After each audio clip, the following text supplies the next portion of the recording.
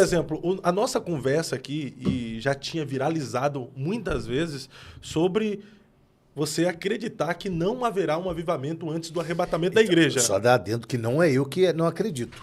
Tá? Entende? Mas tu defende é a Bíblia isso. Que diz. Mas tu faz essa defesa. Não é eu que faço defesa, é a Bíblia que defende isso, não sou eu. Uhum.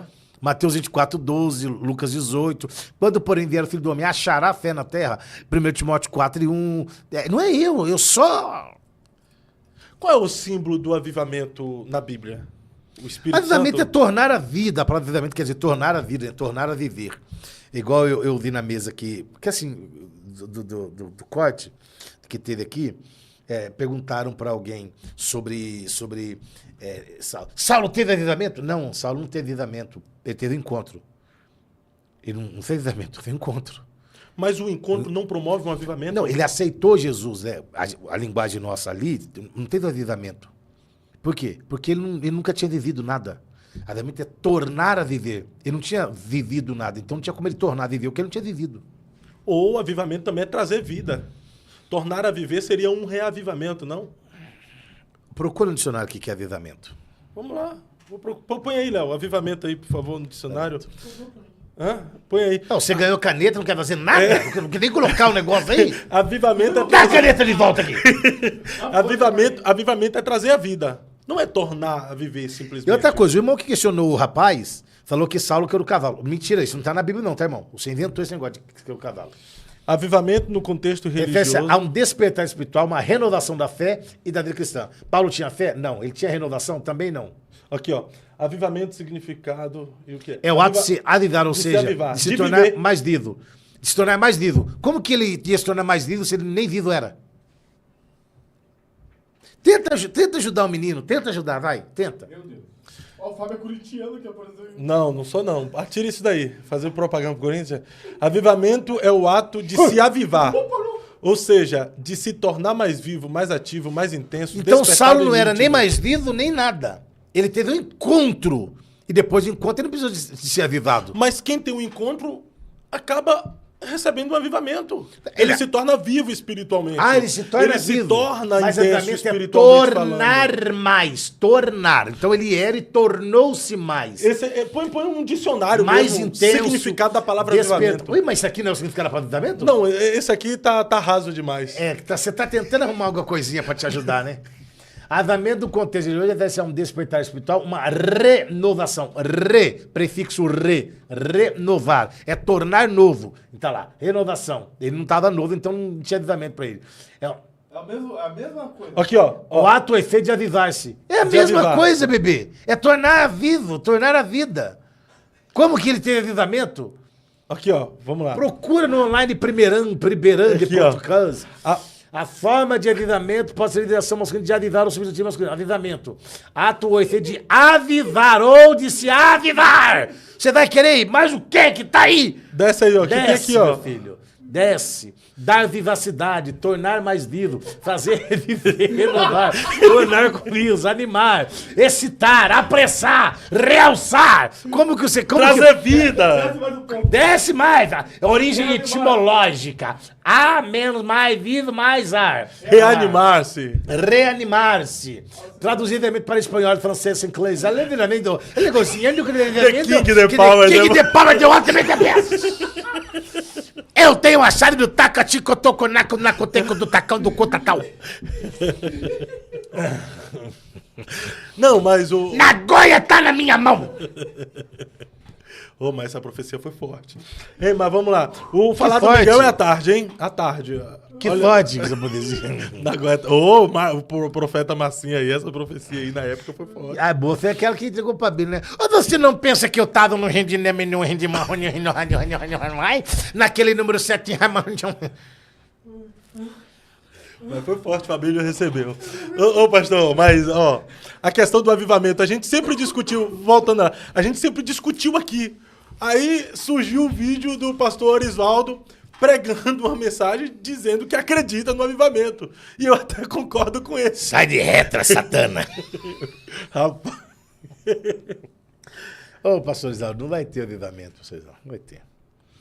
Vai ter um espírito de súplica, mas é para Israel, não é para a igreja, né? Mas pode não haver um avivamento. mas a vinda de Jesus Cristo ela é certa. E nós estamos vivendo um sinal agora, né? Sobre a vinda de Jesus, né? Sabe que você fala de vinda ou de arrebatamento? Sobre o arrebatamento. Ah, tá. Nós estamos tendo um sinal evidente agora sobre o arrebatamento Você da não igreja. vai entrar na ideia do Apocalipse 17 com o Papa, não, né? Aí o que acontece? Aí o que acontece? O grande problema é que agora, vamos lá, as pessoas estavam apontando o Papa Francisco como um falso profeta. Morreu, não tem como mais ser um falso profeta, né? E agora? Quem será o falso profeta? Ah, não precisa ser da igreja católica, né? Nós temos uns falsos profetas entre nós aí, ué. Não, mas o falso. O falso profeta é um anticristo aí, vai aparecer ainda. A Bíblia diz, e Paulo escreveu que existe um que o detém, né? Que é o Espírito Santo que detém essa ação do anticristo. Eu detém. É assim, ó. É que é muita teoria da conspiração, né? Ó, agora caiu não sei qual, hein? Mas tem mais o último cairá. E o último que virá... Então, sim. Né? Eu tenho, com todo respeito ao Voz de Trovão lá, que diz que o anticristo é o João Paulo 23, que o corpo dele está guardado ali. E está intacto o corpo dele. Naquele dia ele vai aparecer. Não é. Mas não é só uma teoria do pastor Trovão, não. Tem outras pessoas, católicos, que também fazem essa afirmação. Biblicamente, não é ninguém que está morto que vai ressuscitar. Tá? Segundo o é o Trump, também não tem base bíblica. Ah, é o genro do Trump. Ele é judeu, o genro do Trump? É o Jared. Então, se ele é judeu, não tem como ele, judeu, se rebelar contra os judeus. Não dá, né? É só ler a Bíblia, irmão. É só ler a Bíblia. A Bíblia aponta de onde ele vem. Apocalipse diz que... Onde está o trono de Satanás? Está lá em Apocalipse. Não vou dar esse mole para vocês de contar, porque vocês precisam adquirir o meu livreto lá. O fim veio o anticristo e a grande tribulação. Eu digo lá de onde vem e dou as provas bíblicas de onde ele vem. Então, assim, essas teorias da conspiração, igual eu vi uma hoje. Depois que o vice-presidente dos Estados Unidos esteve com o Papa, dia seguinte o Papa morreu. Alguma coisa a ver? Nada. Não tem nada a ver. O Papa já ia morrer. Se o vice-presidente dos Estados Unidos tivesse ido lá ou não, o Papa ia morrer. Pronto, irmão. Ele tá velho, cansado, já tava doente, morreu. Agora a igreja católica tá tudo normal, cara. Não tem nenhum texto bíblico que aponta que ele era. Não tem mas nenhum texto bíblico. É Apocalipse 17. Vamos ver Apocalipse 17? Tem... Como diz o pastor César do oitavo rei, nós né? temos tempo para isso? Do oitavo rei, né? Queria muito conhecer o pastor... Eu já conheci ele. Põe aí Apocalipse 17 aí. Pastor César Cavalcante, gosto muito dele. Já ele te chama para ir lá no... Não, eu não debato. Mas ele tem a conversa entre amigos, né? Eu não sou amigo dele. Um dos 7 anos que tinha acertado é Apocalipse 17 a partir do 11, né? 17 e 11. Olha que perigo. São também 7 reis. 5 já caíram. Só teve 5 papas na história? Não. Então já não serve. Um ainda existe, que já morreu. Morreu o outro lá, ontem, domingo, o argentino. O outro não surgiu. No entanto, quando surgir, deverá permanecer durante pouco tempo. A besta que era, e agora não é o 8º rei. É um dos 7 e caminha para a perdição. Se ele é Apocalipse 14, tem lá sobre a grande Babilônia, que é uma grande religião. Que vai cair. Apocalipse 14. Caiu a grande Babilônia. Acho que é isso mesmo. 14. A besta que sobe do mar e a abençoada da terra são 2 poderes. Poder político e religioso. Então, nesse contexto aqui, não cabe dizer que o Papa é esse rei. Primeiro que ele não é rei. Ele não é um governador. Ele não tem embora ele não tem um poder, ele não exerce uma função política. Ele exerce uma função religiosa. Aí eu vi um vídeo que mandaram pra mim, da pastora, não sei nem se ela é pastora, Cristina Maranhão, falando que missionária, né? Eu não sei, mas ela é uma mulher muito de Deus. Que ia ter uma grande morte, um príncipe ia cair. Não é o Papa, porque Deus não trata o Papa como príncipe. Deus trata o Papa como o quê? Papa. Deus trata o Papa com menos moral que trata o Abner Ferreira, que chama ele de Vossa Santidade. Só se for santidade dele, da Igreja Assembleia de Deus no Brasil, não. Mas você também tem que levar em conta o bispo Abner Ferreira, que separou um gato preto para diácono da igreja e fica no púlpito da igreja com o gato preto no colo. Aí você não pode levar muito em consideração o que ele faz, né? Ele tem problema. Rapaz, você quebra demais esse. Ele tem problema. Aí vai lá, Vossa Santidade. Vossa Santidade? Só respeito, né? Reverência a um... Você também chamaria o Papa de Vossa Santidade? Não, eu não chamaria, mas eu respeito a decisão do Beijaria do a mão dele? Não, não faria isso, mas eu respeito... Em nome do Padre, Filho e do Espírito Santo. Você também faria isso? Não, mas eu respeito a reverência do bispo Abner ao Papa, Então, né? assim, você concorda... Irmãos, é por isso que ele apanha mais que pandeiro em roda de samba. Então, vamos lá. Então, você concorda do cara chamar do pastor que conhece a Deus, a Bíblia, sabe o que é igreja, tem respeito pelos irmãos católicos, né? Respeito e tal, mas teologicamente não dá. É igual respeitar o Rodrigo Silva como arqueólogo e não respeitá-lo como teólogo. Então você, como cristão, tá dizendo pra mim que tá certo chamar o Papa de Vossa Santidade. Não, eu não concordo, mas eu respeito o bispo Abner na decisão que ele fez. Você chamaria o bispo de Vossa Santidade? Não, eu não faria isso. Você aí, Chico? Não, eu não faria isso como Chamar ele o de Chico? bispo Abner fez, mas eu respeito. Você chamaria ele de Quem Chico? sou eu pra tecer crítica contra Você ele, chamaria né? ele de Chico? Não, você também, pra você pregar nas madurezas, você tá fazendo uma merda. Você é Não, não político, tô né? fazendo... Não, Você chamaria rapaz, de... Você tá me colocando alguém chama- que só tá no podcast por interesse aqui. Não, hipótese alguma. Imagina, nunca faria isso. Não, mas eu particularmente, assim, não concordo com a atitude de chamar o Mas não é padre de Vossa constrangedor? Santidade. Né, pro meio Sim, evangélico, sim, né? mas eu respeito. O que eu vou fazer se ele fez isso? E você acha certo ele consagrar, como vocês dizem, vocês pentecostais dizem, você acha certo consagrar um gato a diácono? Rapaz, é estranho, né? Só porque você fez, só porque você acha que você é gato, você acha que pode consagrar outros gatos também. Não, miau. É estranho isso aí, né? É estranho, muito estranho. Mas, enfim, o Papa. Então, sabe, não acredito não que seja anticristo e tal. Claro que assim, mas aí, ainda na profecia da Cristina Maranhão, que eu não tô dizendo que a profecia dela não é de Deus, tá? Eu tô fazendo uma análise pro nosso tempo. Ela disse assim, e vai começar tal, e Deus vai começar a tirar, derrubar e tal. Então tá. Se Deus vai começar, e segundo a Bíblia, porque toda profecia tem que ter uma base bíblica. Não existe profecia de algo que não esteja na Bíblia.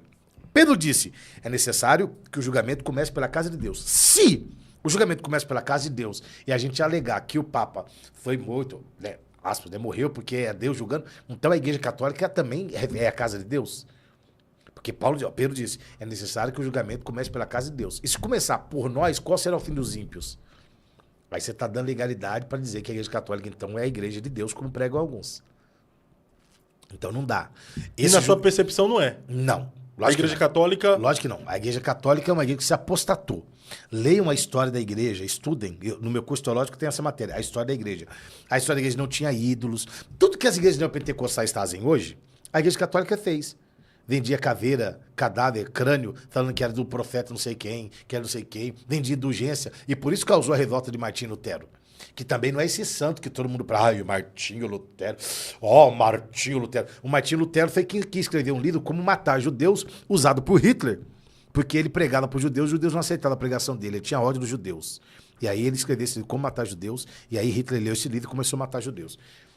Só essas coisinhas, pra gente não querer romantizar muito essas coisas, porque a gente às vezes quer romantizar muito esses camaradas, que claro, tem uma importância fantástica na história da igreja, mas não dá pra romantizar. Mas foram homens que erraram. Então, é só a gente ter a ideia de Tiago, né? Era um homem sujeito às mesmas paixões que nós, aos mesmos erros. Eram fantásticos? Eram fantásticos. Homens de Deus? Grandes homens de Deus. Mas erraram também. O podcast que tem impactado o mundo gospel, agora mais perto de você. Fábio Santos e pastor Carlos Cardoso estarão em São Paulo para o Eu Acredito. Imersão no Apocalipse, com a participação especial do reverendo Napoleão Falcão. Desde a queda do homem, o mundo mergulhou no caos do pecado. Guerras, crises, controle global e o medo do desconhecido dominam nossa geração. Mas será que tudo isso foi profetizado? O Apocalipse não apenas revela o fim dos tempos, mas aponta para a redenção final da humanidade. Você está pronto para enxergar a verdade por trás dos acontecimentos atuais? Estamos nos aproximando do fim do mundo? Porque bilionários e milionários estão construindo bunkers apocalípticos? A nova ordem mundial é real? Qual o verdadeiro propósito das sociedades secretas? Quem controla a mídia, o dinheiro e os governos do mundo? Vivemos dentro da Matrix? O que o Apocalipse revela sobre o fim do papel moeda? Já estamos sobre um regime totalitário? O aquecimento global é real ou uma narrativa? Um apagão digital pode acontecer? Estamos à beira de um reset financeiro? O Apocalipse anuncia juízo, mas também esperança e redenção. Você está preparado? Descubra as respostas para estas questões e aprofunda-se na verdade profética. Data: dia 7 de junho, às 17h30. Local: no Iponde. O negócio é com Deus, na Vila Maria, Rua Sobral Júnior, número 671, em São Paulo. Não fique de fora dessa imersão.